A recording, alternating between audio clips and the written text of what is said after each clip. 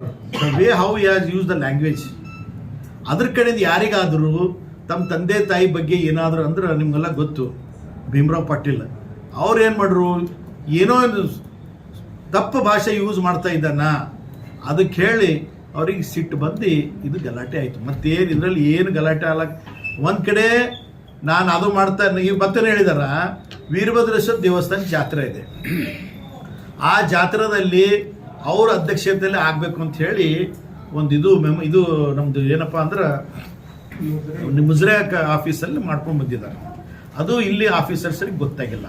But the procedure ಏನಿರುತ್ತೆ, ನಾವು MLC ಆಹ್ವಾನಿತರಾಗಿರ್ತೀವೋ ನಮ್ಮ ಪ್ರೋಟೋಕಾಲ್ ಪ್ರಕಾರ they should give us respect. ಏನೇ ಕಾರ್ಯಕ್ರಮ ಮಾಡಬೇಕಾದ್ರೆ ನಮಗೆಲ್ಲ ಕೇಳ್ಕೊಂಡು ಕಾರ್ಯಕ್ರಮ ಮಾಡಬೇಕು.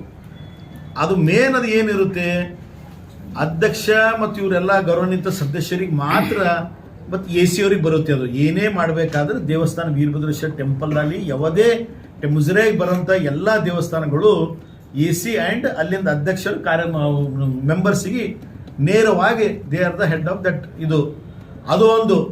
ಅದನ್ನು ಮಾತನಾಡಿದಾರ. ಅದು ನಾನಂದ ಇವ್ರಿಗೆ ಶಾಸಕರಿಗೆ, ನೀವು ಏನಾದರೂ ಮಾಡಬೇಕಾದ್ರೆ ಅದ್ರ ಬಗ್ಗೆದಾಗ ಮಾಹಿತಿ ತೊಗೊಳ್ಬೇಕು.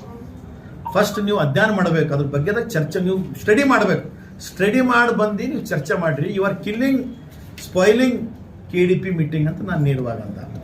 ಅಮ್ಮನ ಭೀಮರಾವ್ ಪಾಟೀಲ್ ಅಂತೂ ನಿಮ್ಗೆ ಗೊತ್ತಿಲ್ಲ, ಅವ್ರು ಏನಿಲ್ಲ ಸುಮ್ಮನೆ ಕೂತು ಇವನು ಅನ್ನೆಸರಿ ಪ್ರಚೋದನೆ ಮಾಡೋದು. ಅವ್ರ ಕೆಲಸನೇ ಇಷ್ಟೇ, ಜನರಿಗೆ ದಾರಿ ತಪ್ಪಿಸೋದು. ಮಾಡೋ ವಸ್ತು ಕೆಲಸ ಇಂಡಸ್ಟ್ರಿಯಲ್ ಜೊತೆ ಹೊಲ ಒಪ್ಪಂದು ಎಲ್ಲ ಇದ್ರ ಕಡೆಯಿಂದ. ಈಗ ನೋಡ್ರಿ ಅನ್ನೆಸರಿ ಏನಾಗಿದೆ ಎಷ್ಟೋ ಕೆಲಸದಲ್ಲಿ. ಈಗ ಮನೆ ಚುಡುಪದಲ್ಲಿ ಮಾಡಿದ್ರು.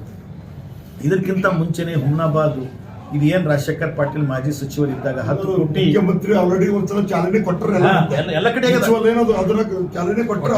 ಅಲ್ಲ ಅದು ಸುಮ್ಮನೆ ಕೊಟ್ಟರು. 10 ಕೋಟಿ ಎರಡನೇ ಸಲ ಮತ್ತೆ ಮಾಡೋದೇನು ನೀಡೆಡ್ ಅನ್ನೆಸರಿ ಮುಖ್ಯಮಂತ್ರಿ ಒಂದ್ಸಲ ಚಾಲನೆ ಕೊಟ್ಟರೆ ಬರ್ತದೆ.